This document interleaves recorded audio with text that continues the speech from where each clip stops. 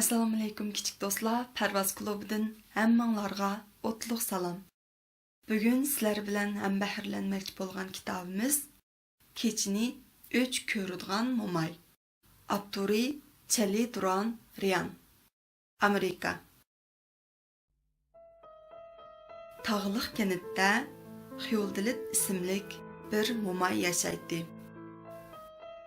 U shaparanga Müşkyaplaqqa, çaşqanğa öç edi. Pərvanığa, yıldızlarga, şoluğa, ay nurga öç edi. Hatta uxlaşnımı xalmaydı, yığıb etqanda o keçiga öç edi. Keçini bu yarını qolub dəlsəm, quyosh öyümüzni məngü yordalaydı. Acayip iş. Başqalar nemiş keçini qoğul ötüşni oylab baxmaydigandu, dedi mo'may bir ixtiga. Mo'may daraxt shoxlarini bo'g'ib bir supurgi to'qidi. O'zicha bu supurgi bilan kechini uydan va kanitdan supurib haydayotmoqchi edi. U shuncha kuchab supursimu, kech yanala joyida turadi. Mo'may qo'lga yep-yangi elib bir tag'ar tikdi. Kechini tag'arga qachlab, yiroqlarga apirib, to'kvetishni o'yladi. U tag'arning og'zini ichib, kechini tag'arga tiqvetish uchun jinining barcha kuchidi.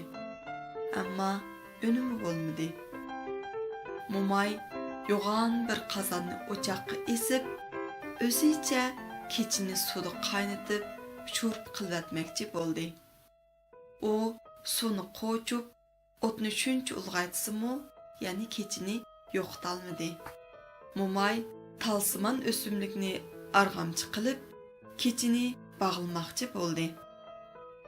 Kechini bozorga aparsam, boshqalar setib olar balki, deb o'yladi, ammo kechini bog'lay olmadi. Mo'may qaychi bilan qorong'u kechini xuddi qo'y yo'ngini qirqigandek qirqvatmoqchi bo'ldi. Ammo azroq bulut pastga tushdi xolos. U kechini bir itiga talatqizishni o'yladi. Ammo it kechini yeyolmadi. U kechini karvatdagi bo'rining ostiga bostirib qo'ymoqchi edi, ammo kechi yana qochib chiqdi. U kechini quduq tashlavatdi, ammo kechi yana qochib chiqdi. U sham o'tida kechini ko'ydirvatmoqchi bo'ldi, ammo kechi sirtqa qochib ketdi. Mo'may kechiga allay naqsini o'qib berdi. Kechiga bir china sut berdi. Kechiga qarab mushtumini tugib, qo'llarini pilanglatdi. Kechini mo'ridan chiqqan tutun bilan islamoqchi bo'ldi. Kechini futi bilan dastlab baqdi, qo'llarida urib baqdi, o'rak qo'lab ko'matmoqchi bo'ldi. U oxiri kechiga tukirdi. Ammo bu ishlarga kecha parvo qilmadi. Mo'mayning achchiq kelib, "Mening sen bilan nimkorim?" deginicha keyniga burildi. Bu chaqda kun chiqishga boshlagan edi. Ammo mo'may kechicha kechi bilan urushgan bo'lg'achqa kunduzning huzurini surib, shodlanqdek majoli qolmagan edi.